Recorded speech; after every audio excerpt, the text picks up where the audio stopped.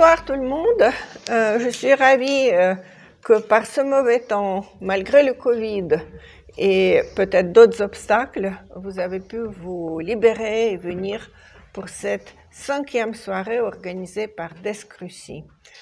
Je dois dire que jusque-là, pendant les 4 premières rencontres que certains parmi vous avaient fréquentées, nous avons parlé de sujets complètement politiques et aujourd'hui, on va parler d'un sujet qui est d'une part un sujet, on peut dire, spirituel, philosophique, mais qui a quand même des répercussions politiques très importantes, à savoir le messianisme russe et notamment une branche très particulière de ce messianisme qui s'appelle le cosmisme et dont Michel Ilchaninov s'occupe dans ce petit livre qui a un titre cocasse, « Lénine a marché sur la Lune ».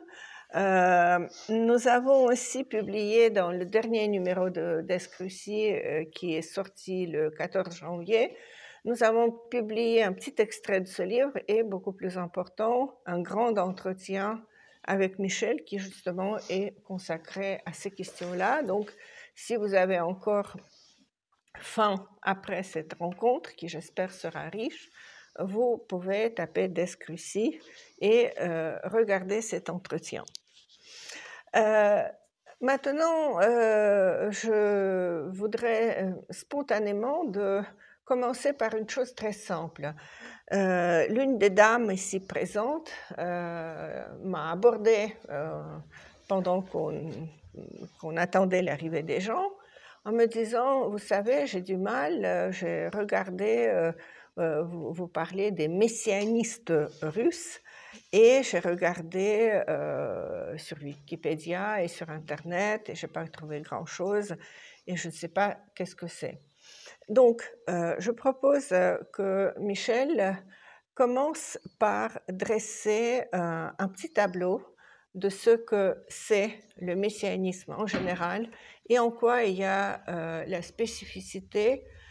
On ne peut pas dire le messianisme russe parce qu'il y a eu plusieurs messianismes consécutifs. Donc, voilà. Est-ce que j'ai bien formulé ma pensée ? Oui, je ne suis pas sûr de la formuler aussi bien. Bonsoir à tous. Merci d'être venus. Merci Galia de m'accueillir. Moi, je ne suis jamais venu dans ce théâtre qui est vraiment, vraiment très beau. Le messianisme, alors j'ai pas du tout préparé de réponse à cette question difficile. C'est-à-dire que comme il y a un isme, ça veut dire que c'est un courant de pensée qui peut devenir une idéologie, à mon avis. Et comme il y a Messie, on peut dire de manière assez logique que c'est l'idée d'une attente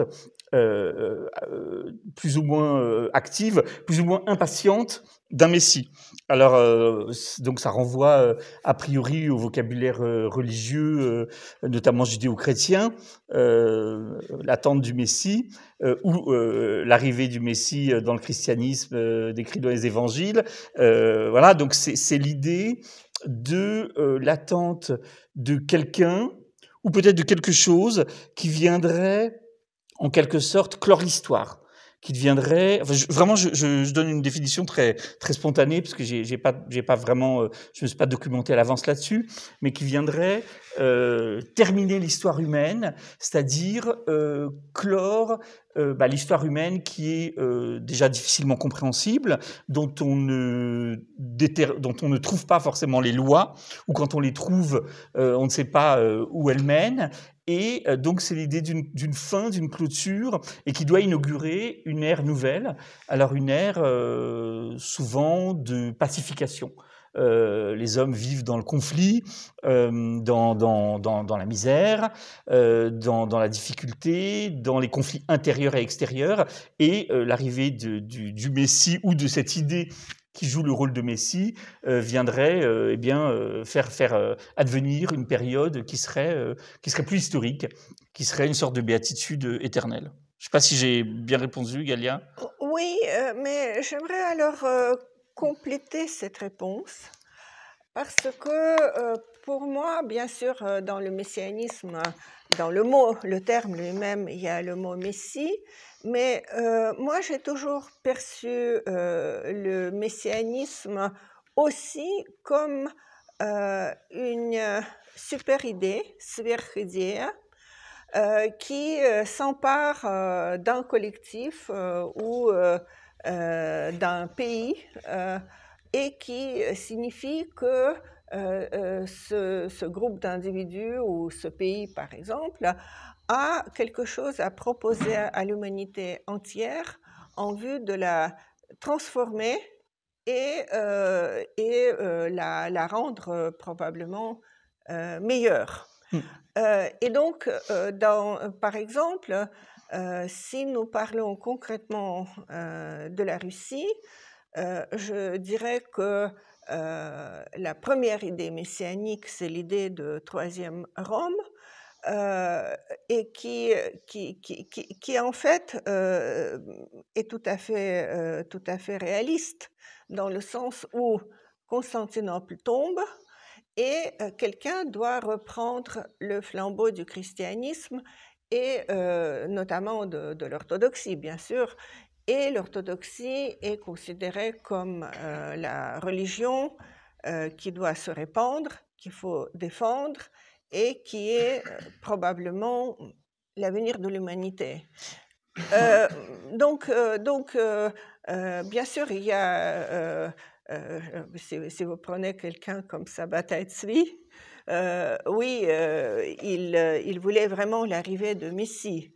Mais dans la plupart des cas, il me semble que le messianisme, c'est pas tellement Messie, c'est la quête de transformation et l'idée d'être à l'avant-garde, en avant d'un mouvement. Oui, et effectivement, je pense que si on prend le messianisme au sens non plus individuel de l'attente de quelque chose, ni non plus d'un collectif religieux, mais de rapports entre cultures, voire entre pays ou États, ce qui est intéressant, c'est que dans certaines idéologies, dans certains mouvements de pensée, c'est un État qui va devenir lui-même le Messie attendu.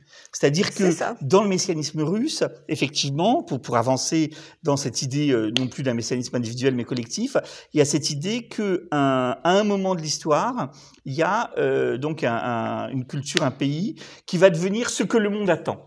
Et là, effectivement, on s'approche du messianisme russe. Alors, l'idée de troisième Rome, elle se répand vraiment en Russie au XVIe siècle. C'est-à-dire que c'est l'idée qu'effectivement, il y a eu Rome, il y a eu Byzance, et maintenant que Byzance est tombé, eh bien, les princes de Moscovie, qui créent un nouvel État, qui va devenir un empire, eh bien, décident de représenter une puissance qui est à la fois politique et qui va devenir impériale, comme les deux Roms précédentes, mais en incarnant une idée religieuse, donc la confession orthodoxe russe par rapport à l'orthodoxie byzantine ou par rapport au catholicisme romain, et qui va incarner une idée qu'attendraient les humains.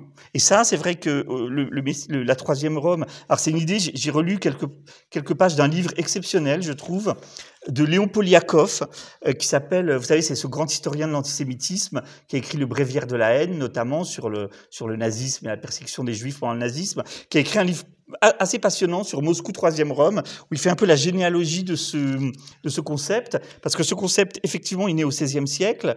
Ivan le Terrible, s'en empare quand il se fait couronner comme tsar. C'est le premier à se faire couronner de tsar, c'est-à-dire empereur, César, et donc avoir l'idée qu'il y a un nouvel empire qui va naître.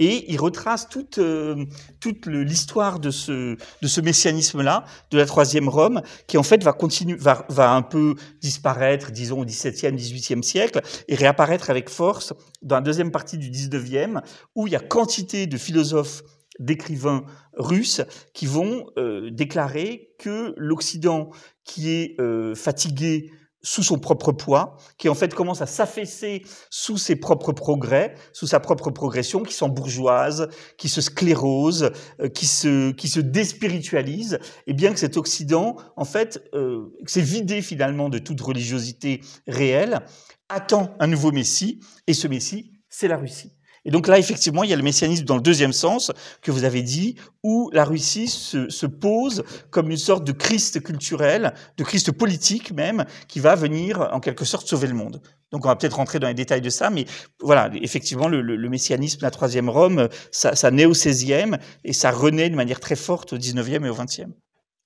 Et ce qui est intéressant, d'ailleurs, je remarque, même si ça n'a pas de lien direct avec le thème énoncé, c'est que ces mêmes slavophiles, bon, est-ce qu'on doit expliquer ce que c'est les slavophiles ou ça va?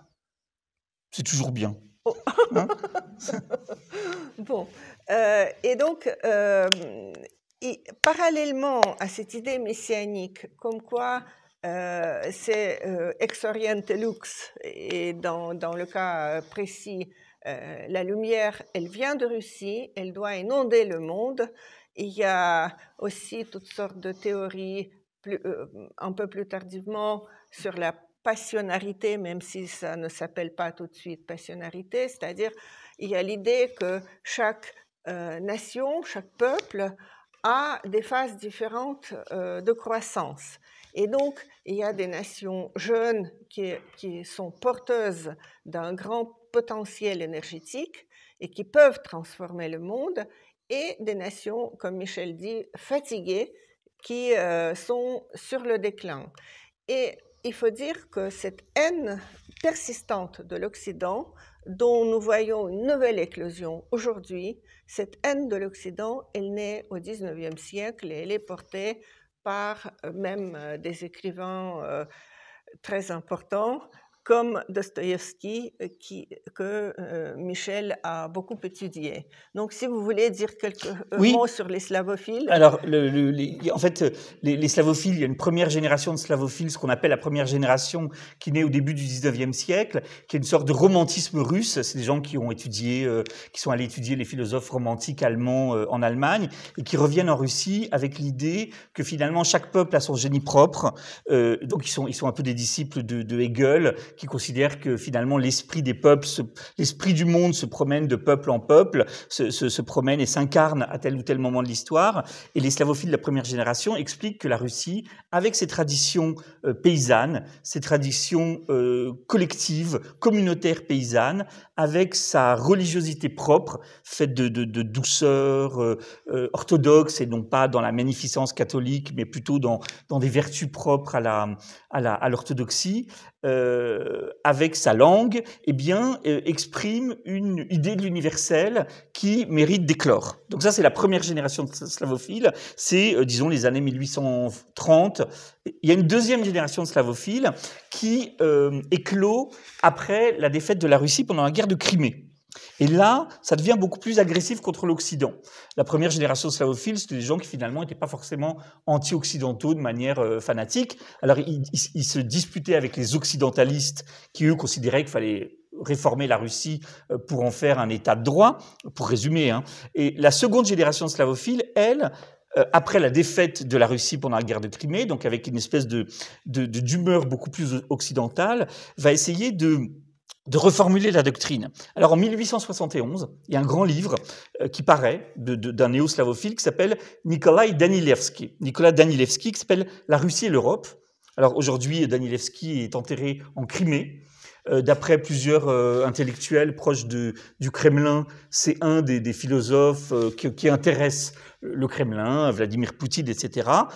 C'est quelqu'un qui a participé d'ailleurs à la guerre de Crimée. Et dans La Russie et l'Europe, ce Danilevski, en fait, essaye, par rapport à la première génération, essaye de faire une science des peuples. Il est botaniste de formation, donc il s'intéresse à la vie des peuples comme scientifique. Alors évidemment, c'est de la pseudo-science, puisque c'est appliqué à des collectivités, mais comme l'a dit Gallia, c'est l'idée qu'il y a des peuples qui portent en eux une énergie propre et qui sont à un stade de développement différent.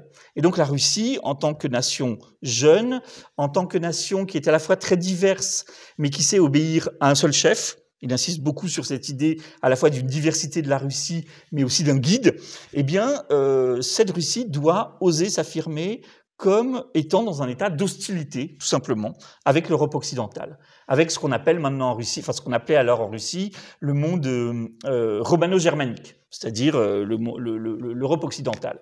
Eh bien, à ce moment-là, cette néo-slavophilie, elle commence à se développer. Effectivement, Dostoïevski, dans les années 1870, il a des phases de slavophilie, de xénophobie aiguë. Alors, moi qui suis un grand admirateur de Dostoïevski, je précise que Dostoïevski a eu des phases, vous le savez, très très diverses dans sa pensée et dans son œuvre. Il a été socialiste utopiste, il a été, à un moment, il a cherché une troisième voie entre les slavophiles et les occidentalistes. Tout à la fin de sa vie, il s'est beaucoup intéressé aux jeunes révolutionnaires qui lançaient des bombes sur le tsar. Mais dans les années 1870, effectivement, Dostoïevski, au moment où il écrit son journal d'un écrivain, a des accès de fièvre nationaliste. Alors, il est panslaviste, il considère que tous les peuples slaves doivent s'allier contre l'Occident. Il considère même à un moment que la Russie doit prendre Constantinople pour en faire la capitale d'un nouvel empire. Il considère qu'il y a un complot catholico-socialiste contre la Russie. Bref, effectivement, dans ces textes-là, Dostoïevski épouse les thèses slavophiles. Mais donc, cette deuxième génération de slavophilie, dans les années 1870-1880, elle renouvelle l'idée messianique russe, elle romantise, elle politise, elle scientise l'idée messianique russe et peut-être qu'elle prépare les décennies qui suivent, c'est-à-dire l'idée que la Russie, finalement, doit sauver le monde, et l'Europe notamment, de ses propres faiblesses, de ses propres erreurs. Oui, moi je pense que la phrase la plus importante que vous avez prononcée jusque-là, Michel, c'est justement cette idée « la Russie doit sauver le monde ». C'est-à-dire la Russie ne se considère pas suffisante en elle-même, elle se doit de porter un message à l'humanité et de conquérir l'humanité. Et alors que dans le 19e siècle, au cours du 19e siècle, il y a beaucoup de territoires annexés, c'est-à-dire l'Empire russe continue de s'accroître et il s'accroît en grande partie, par exemple, avec les populations musulmanes. Mais néanmoins, il existe cette idée que cet élargissement même, c'est l'élargissement, vous me corrigerez si j'ai tort, c'est l'élargissement donc de l'orthodoxie. Et en fait, chaque nouvelle église construite quelque part en Sibérie ou même dans les parties maintenant de l'Empire, dans les parties musulmanes, c'est un nouveau territoire du christianisme. Vous savez que la terre sur laquelle se trouve l'Église est une terre sainte, par définition.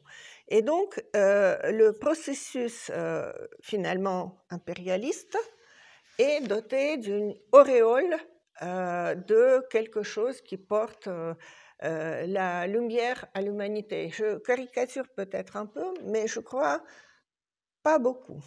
Alors, oui, vous avez raison. Je pense qu'en fait, on insiste sur plusieurs facteurs. On insiste sur les facteurs religieux, évidemment, puisque la Russie, elle a une interprétation spécifique de la religion par l'orthodoxie. Bon, c'est pas le seul pays orthodoxe, mais c'est un grand pays orthodoxe et c'est un grand empire orthodoxe.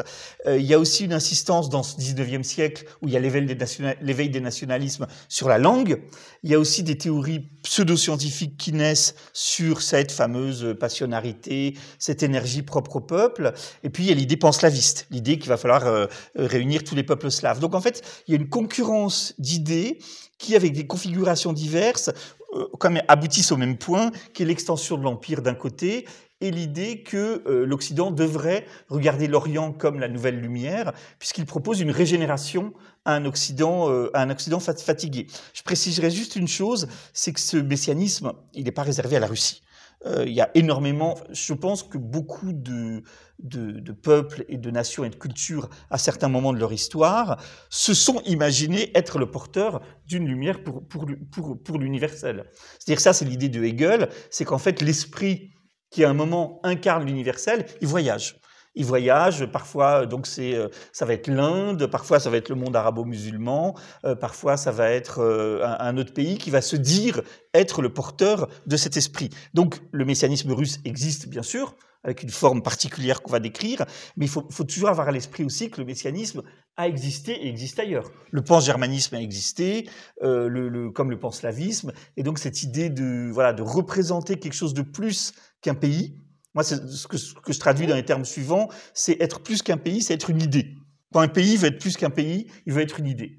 L'URSS, pour moi, c'est un pays qui a voulu devenir une idée. La Russie de Poutine, pour moi, c'est un pays qui veut devenir une idée. Et la Russie, justement, du messianisme, c'est un pays qui veut devenir une idée. Donc, ça existe évidemment en Russie, c'est ce qu'on raconte ce soir. Mais voilà, il faut quand même avoir à l'esprit que ça a existé ailleurs. Oui, tout à fait d'accord. Maintenant, j'aimerais qu'on décide comment on aborde le thème du cosmisme que vous avez si bien exploré dans votre livre.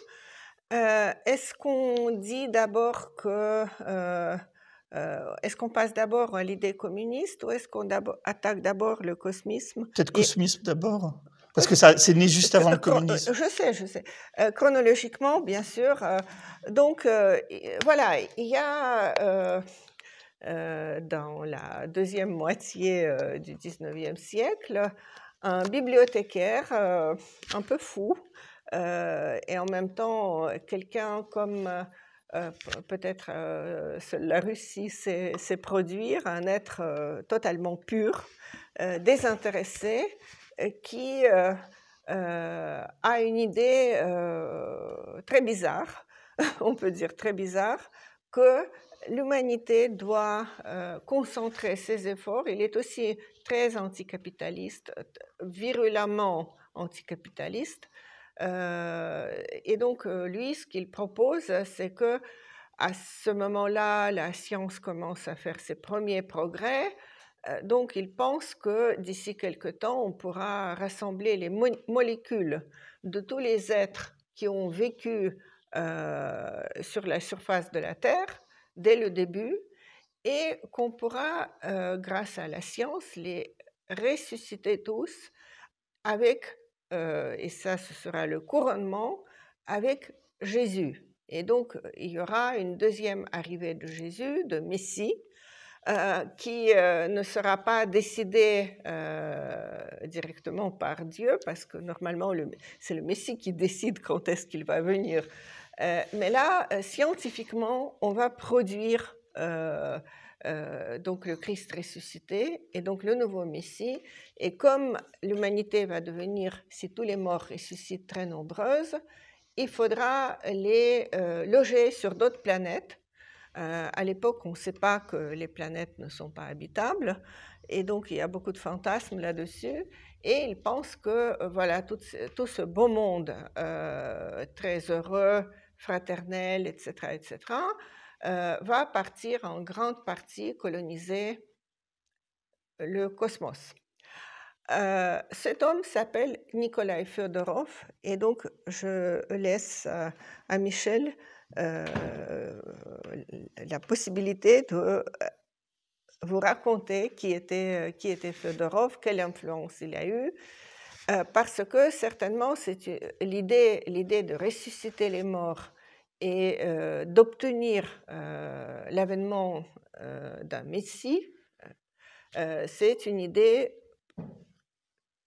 par excellence messianique. Oui, vous avez raison. Vous avez dit l'essentiel, c'est-à-dire que c'est quelqu'un qui est né à Tambov, qui était un enseignant d'histoire-géographie, vraiment très modeste, il ne posait pas du tout au grand intellectuel, et ensuite il a été nommé bibliothécaire à Moscou, et notamment il a travaillé à la bibliothèque Roumiantsev, qui était l'ancêtre de la bibliothèque Lénine aujourd'hui en Russie, donc la plus grande bibliothèque, une des plus grandes bibliothèques du pays en tout cas. Et il était à Moscou, et c'est vrai que c'était un être très particulier, parce qu'il refusait... D'abord, il gagnait très peu, il gagnait 17 roubles par mois, mais il distribuait tout cet argent aux pauvres, il dormait sur une malle, et il refusait de posséder quoi que ce soit. Et donc, on l'appelait le Socrate de Moscou.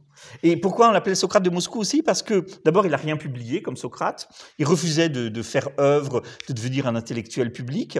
Mais pourtant, comme il avait une place stratégique, il était bibliothécaire, il voyait tous les intellectuels russes de l'époque. Donc, il a rencontré Tolstoï. Et il a énormément fasciné Dostoïevski, toujours lui. En 1878, Dostoïevski répond à une lettre d'un des disciples de Fiodorov et dit « Je suis absolument intéressé par votre théorie, mais j'ai une question à vous poser. » Donc il parle de cette théorie de la résurrection des ancêtres. Et Dostoïevski dit « Pour vous, cette résurrection, est-ce qu'elle est allégorique ? Est-ce que c'est symbolique ou est-ce que c'est réel ou est-ce qu'il faut vraiment ressusciter concrètement les morts ?» Et il dit Solovyov et moi, Vladimir Solovyov, c'est le plus grand philosophe russe de l'époque, qui à l'époque est très, très ami avec Dostoïevski. Solovyov et moi, on considère qu'il faut les ressusciter concrètement. C'est notre idée. Et donc, il y a une correspondance qui s'engage entre un disciple de Fiodorov et Dostoïevski. Donc, Fiodorov, il correspond avec Dostoïevski, avec Solovyov, il connaît Tolstoï, il rencontre tout le monde, et effectivement, il refuse de publier son œuvre, mais il a 2 grands disciples, et son idée, il n'en a qu'une. Il n'en a qu'une, c'est... D'abord, il faut préciser qu'il est fils naturel d'un prince Gagarine, et que sa mère est morte très tôt. Donc, il a toujours souffert, d'un côté, de ce qu'il appelle la honte de son enfance, d'être un enfant naturel, et ensuite de ne pas avoir connu ses parents, de ne pas avoir une vie familiale heureuse avec ses parents. Et donc, il a une obsession, c'est de ressusciter les parents, de ressusciter les aïeux, de ressusciter les ancêtres. Et c'est son idée. Et donc, il écrit énormément, il refuse de publier, et ses disciples vont, en 1903, publier un gros volume qui s'appelle « La philosophie de l'œuvre commune ». L'œuvre commune, c'est effectivement ce que Fiodorov propose, qui est, grâce aux sciences, de ressusciter les ancêtres, mais aussi de devenir immortel, mais aussi, comme dit Gallia, comme on va ressusciter tout le monde, il n'y aura plus de place, il faudra déménager, coloniser l'espace. Alors, ce qui est vraiment intéressant, c'est qu'il y a un mélange très particulier de religiosité et d'esprit scientifique. Religiosité, Fiodorov se veut un orthodoxe fervent. Il déteste l'Occident déchristianisé, il déteste la bourgeoisie européenne, il déteste le matérialisme européen. Pour lui, seule la Russie orthodoxe, donc toujours dans cette lignée de messianisme, incarne véritablement quelque chose qui pourra changer le monde. Et il dit une chose très simple, il dit, vous savez, la foi aujourd'hui, soit c'est une conviction personnelle, soit c'est une tradition, soit c'est une foi collective, mais finalement qui se résume à aller à l'église le dimanche, en russe Vaskresenie, le jour de la résurrection, et puis se dire qu'un jour, le Messie reviendra et on va tous ressusciter. Et il dit ça, c'est insuffisant. Finalement, c'est une foi tiède. Et donc lui, ce qu'il propose, c'est de réchauffer un peu la foi et de dire que, comme la résurrection, c'est le dogme principal du christianisme, Dieu s'est incarné, est mort et est ressuscité, et puisque Dieu a donné à l'homme la liberté et la puissance d'agir, il faut poursuivre son œuvre et il faut réaliser le christianisme. Et donc, réaliser le christianisme, c'est ressusciter les morts.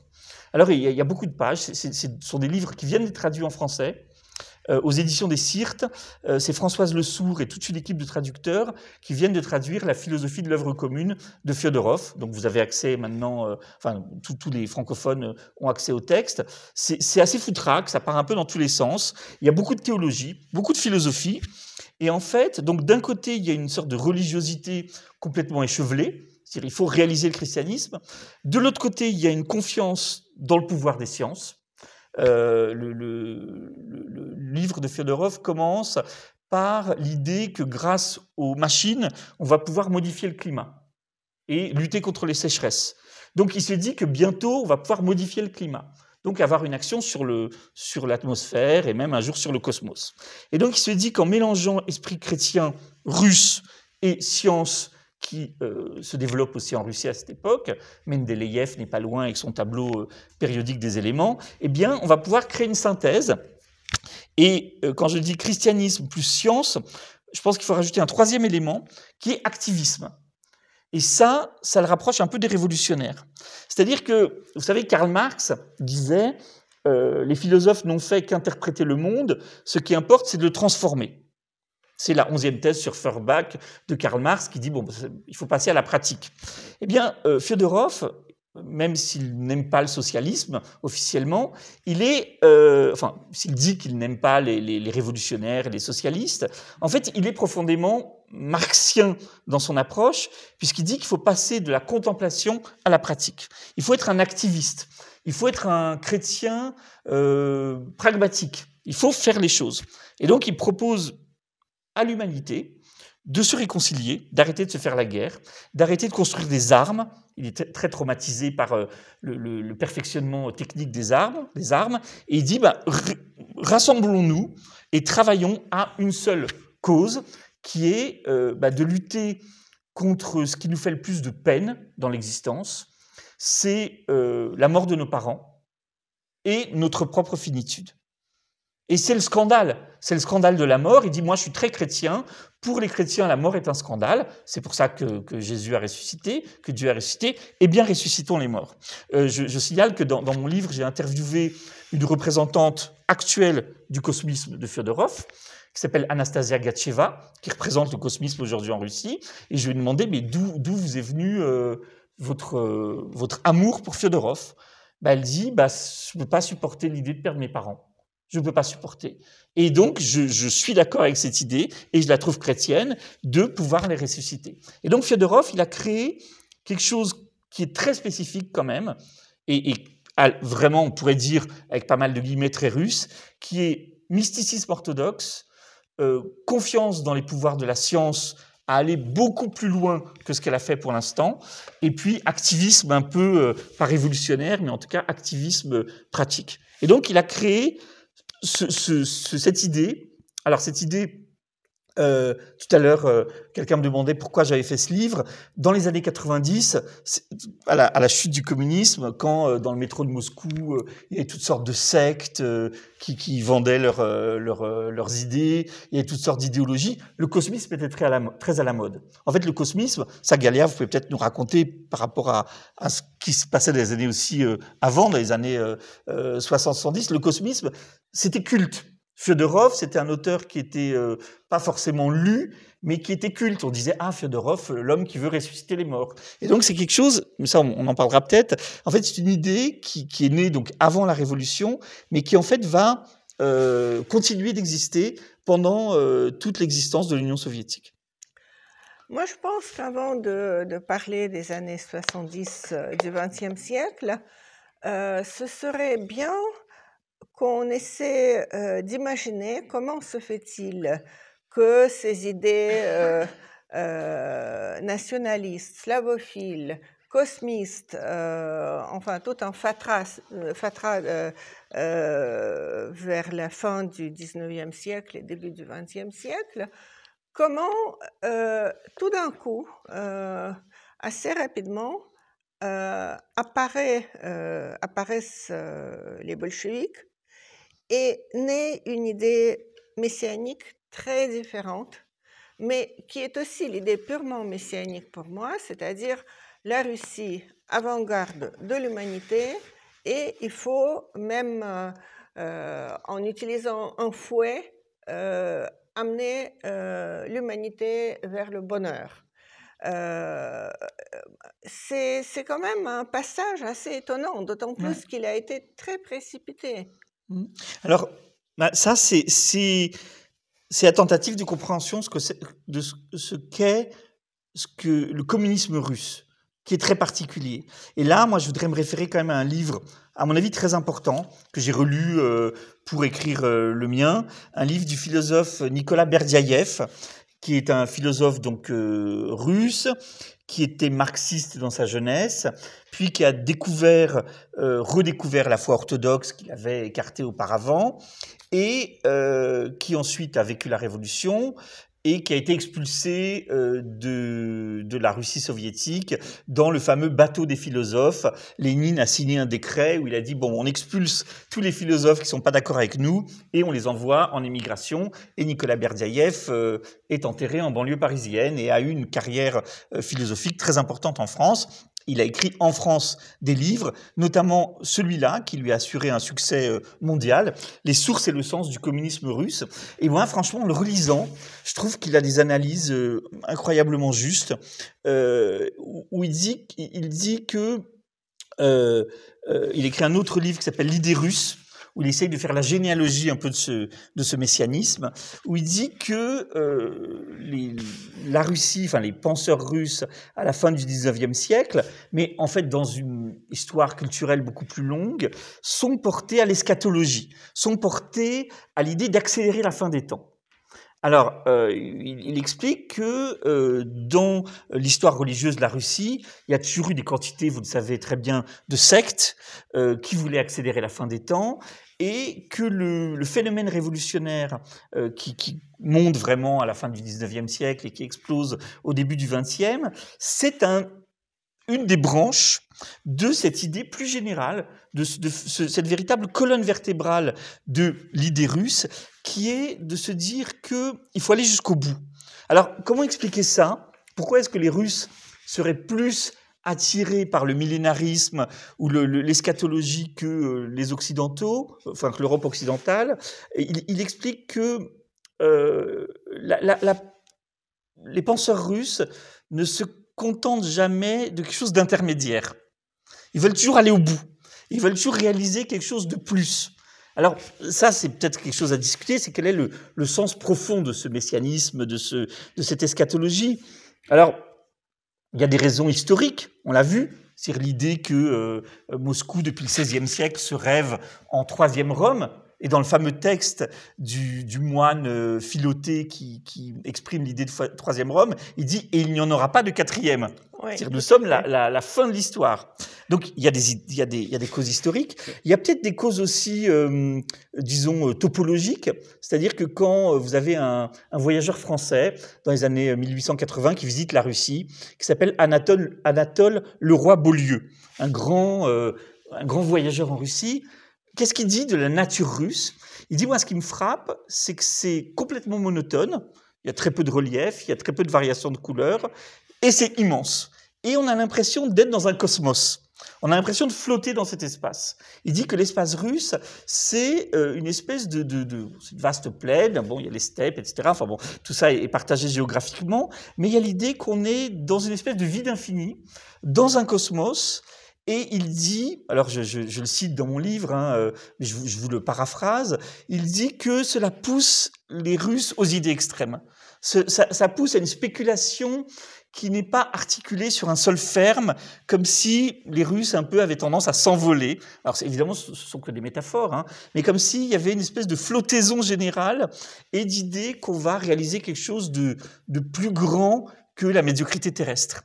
Et donc, il y a quelque chose de l'ordre aussi de la géographie, peut-être, qui pousserait, alors on va peut-être évoquer quand on discutera ensemble d'autres hypothèses, mais c'est vrai qu'il y a cette idée que on peut aller très loin, on peut aller jusqu'à l'infini, qu'il n'y a pas de limite, qu'on peut construire des rêves idéaux. Et puis, je rajouterais, et je termine là-dessus, Galia, que dans cet espace infini, il y a des églises. Et qu'est-ce que c'est qu'une église orthodoxe? C'est pas comme une église gothique, c'est pas cette volonté d'atteindre la lumière, de monter de plus en plus pour avoir la lumière de Dieu. Une église orthodoxe, une église byzantine en général, c'est un cosmos en miniature. C'est-à-dire qu'il y a les quatre côtés qui veulent dire la terre, il y a la coupole qui est le ciel, et pas besoin de s'élever, tout est là, tout est dit. L'église orthodoxe, c'est un cosmos, mais c'est un cosmos transfiguré. C'est-à-dire que c'est un cosmos où règne la beauté. Il y a les fresques, il y a les icônes, il y a l'encens, il y a les chants. Il y a cette idée que l'Église, c'est le monde tel qu'il est sans le péché. C'est le monde dans une lumière incréée, la transfiguration. Et donc, on est dans un espace russe, au XIXe siècle, et même avant, où il y a d'un côté cette idée d'infinité, on peut aller très loin, et de l'autre côté cette idée qu'il existe peut-être un paradis sur Terre, un monde idéal, Et donc, ça donne envie de le construire. Et donc, je crois que des décennies avant la Révolution russe, disons que les fondements culturels de ce que va être la Révolution russe, avec cette idée de créer cet État qui va sauver le monde, cet homme nouveau, sont présents avec ce côté il faut précipiter la fin des temps pour, de cet espace infini et cosmique, construire une sorte de paradis sur Terre. Je ne sais pas si vous êtes d'accord, Galia. Il faut que je réfléchisse. En tout cas, il y a quelque chose de très particulier aux églises russes, à savoir, vous savez, les icônes, c'est pas comme la peinture religieuse dans le catholicisme. Chaque icône qui est faite selon des canons très stricts, chaque icône, c'est vraiment la présence de Dieu. Et donc, les Russes sont en quelque sorte, enfin les croyants, à l'époque tout le monde l'était, ils sont constamment très proches de Dieu. Et c'est vrai que ça crée peut-être certaines idées. Je dirais ça comme ça. Ce que dit Berdiaïev, c'est qu'il distingue la théologie orthodoxe de ce qu'il appelle parfois cette hérésie sectaire du millénarisme. Il dit qu'il y a une théologie orthodoxe qui évidemment vise à l'idée qu'il existe un monde, une lumière incréée, qu'on peut essayer de faire du monde une église, qu'on peut essayer d'illuminer par la grâce de l'Esprit Saint la beauté du monde. Mais il précise dans ces deux livres, dans Les sources et l'essence du communisme russe, que cette idée de précipiter la fin, c'est une idée un peu gnostique, un peu, alors peut-être pas hérétique, mais un peu hétérodoxe par rapport à Alors ça, évidemment, on peut en discuter, mais disons que à côté de l'orthodoxie traditionnelle, il y a toutes ces sectes, tous ces mouvements qui disent non, il faut réaliser le royaume de Dieu ici-bas. Il faut réaliser l'absolu ici-bas. Et donc, il distingue quand même la théologie orthodoxe et voilà, et cette idée d'accélération des temps.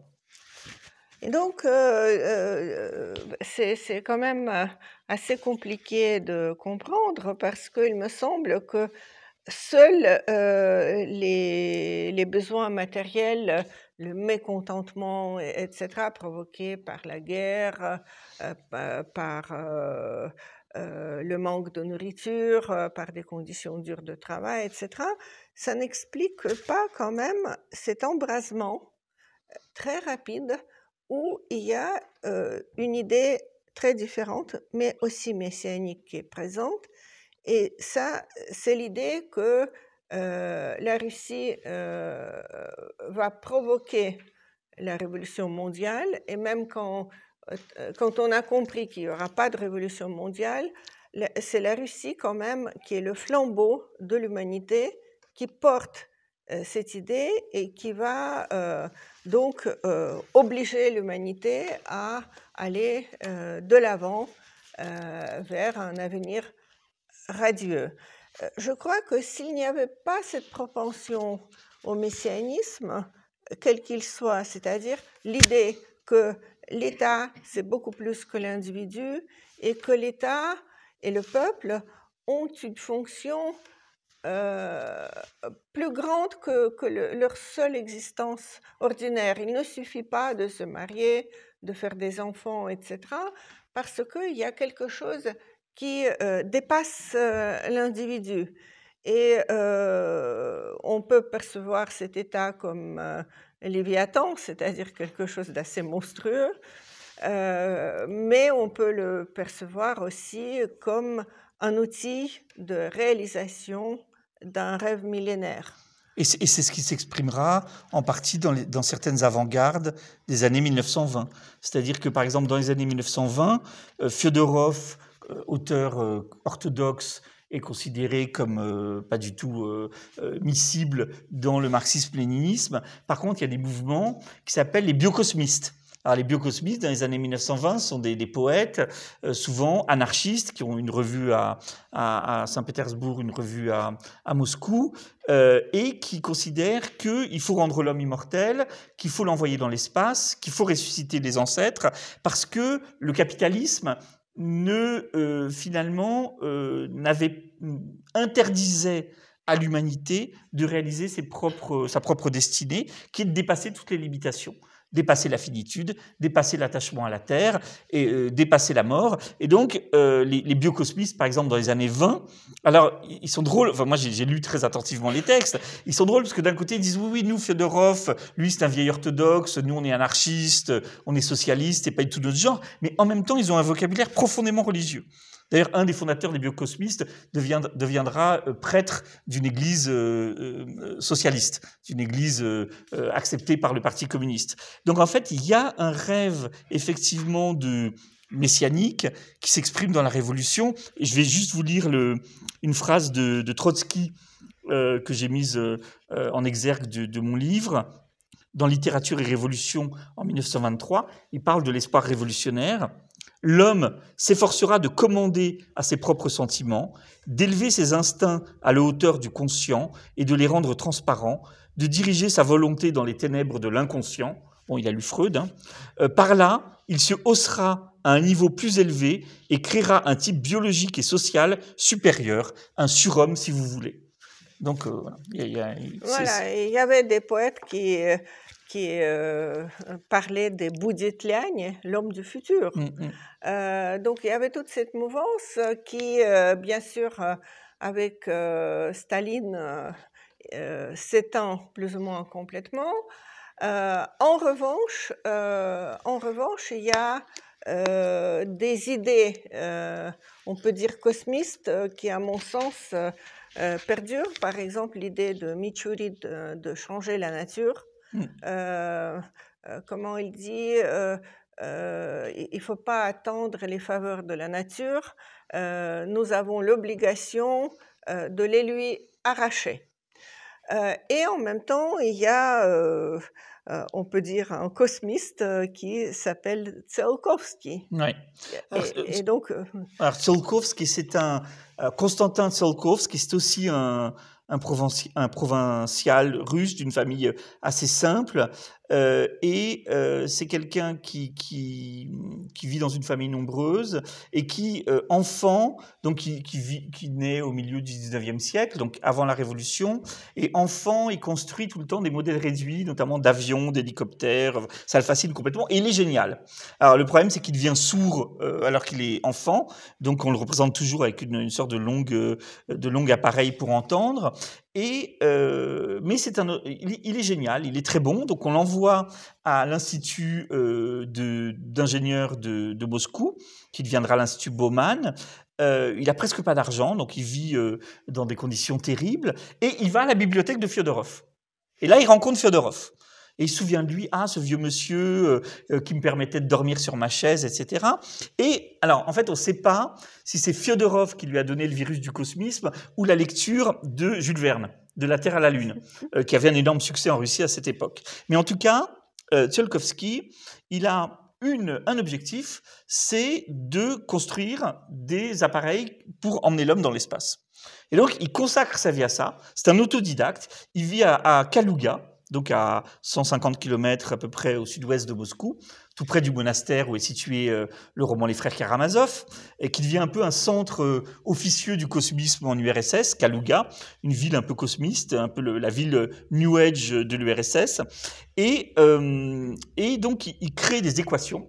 Par exemple, il fait une équation pour montrer comment une fusée à réacteur peut s'élever peut s'élever. Ça s'appelle l'équation de Tsiolkovsky. Il construit plein de modèles réduits et en même temps, il se veut philosophe et il dit que l'homme est immortel.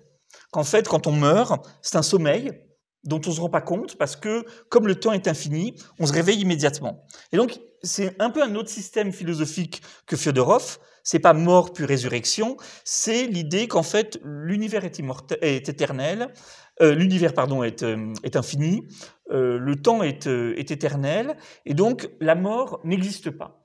Et effectivement, il faut des fusées pour envoyer l'homme, qui est immortel, vivre dans les étoiles.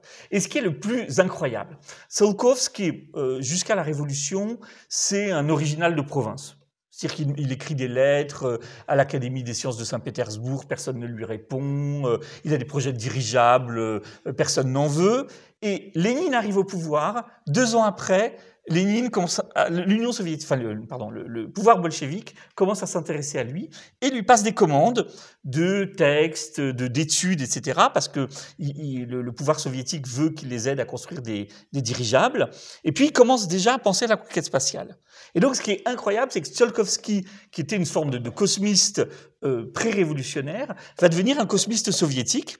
Et à la fin de sa vie, dans les années 30, 1 an avant sa mort, le 1er mai, dans tous les fuseaux horaires de l'Union soviétique, il fait une grande conférence sur la conquête spatiale.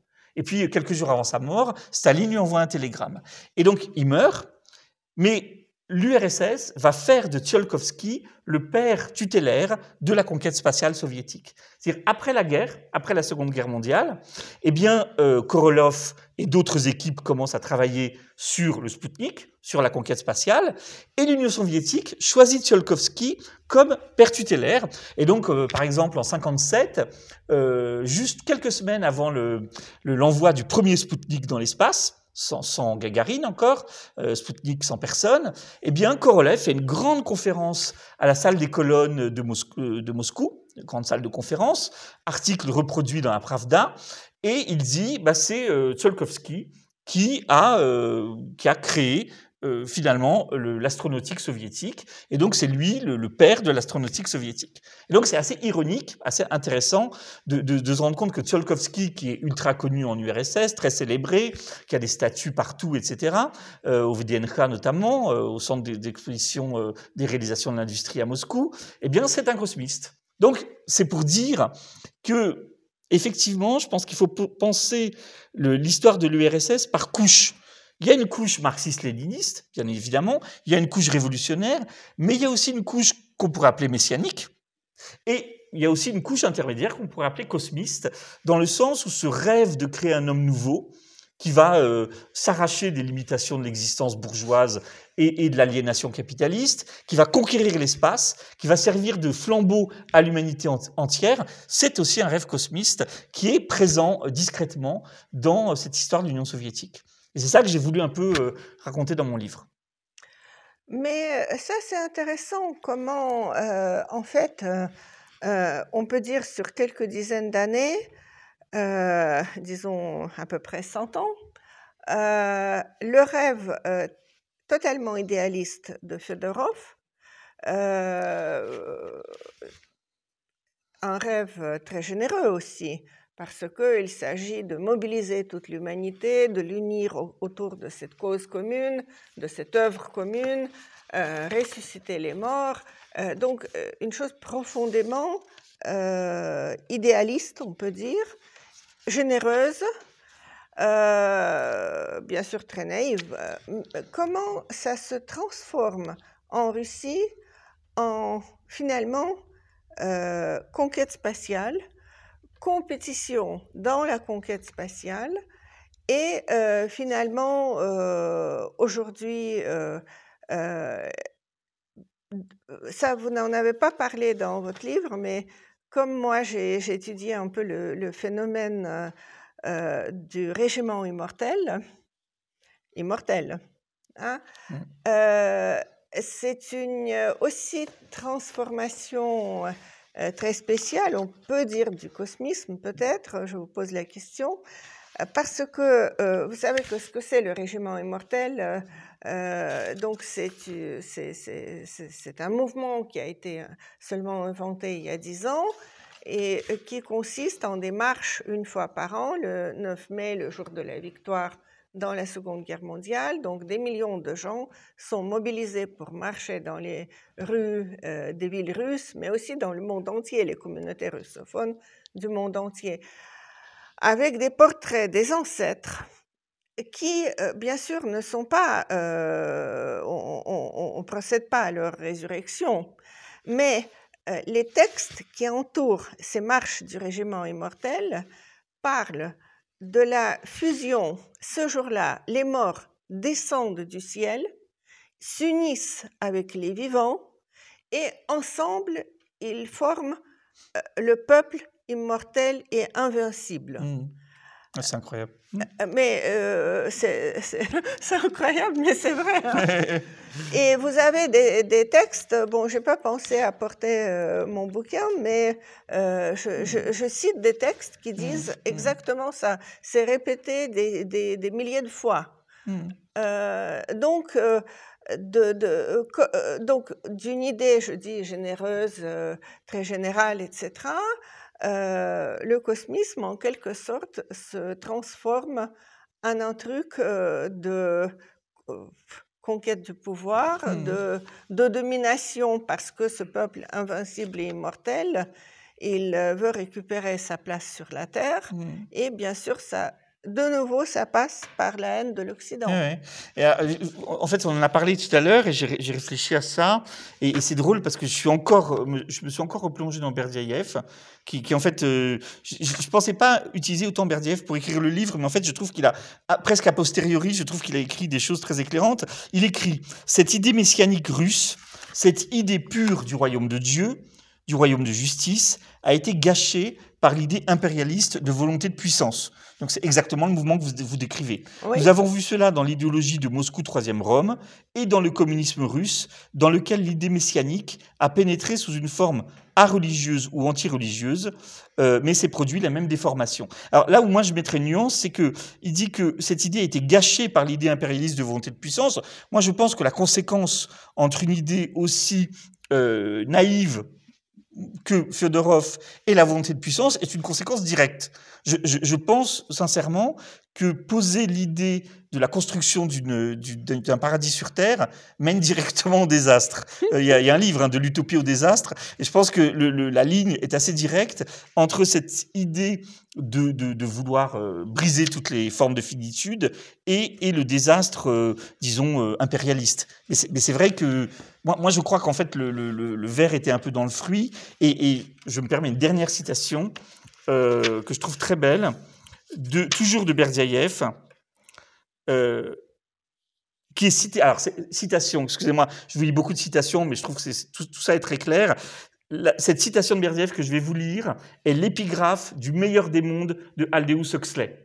Aldous Huxley, en écrivant Le meilleur des mondes, la description d'une société totalitaire futuriste, a pris cette phrase de Berdyaev comme épigraphe. Et il dit les utopies sont réalisables, et elles le sont plus que ce qui apparaissait comme une politique du réalisme et n'était qu'un calcul rationaliste de gens de cabinet. La vie marche vers les utopies, et peut-être un siècle nouveau commence-t-il, un siècle où les intellectuels et la classe cultivée rêveront au moyen d'éviter les utopies et de retourner à une société non utopique, à une société moins parfaite et plus libre. Et je crois que là aussi, il dit beaucoup de choses. Ah oui, c'est une citation très forte.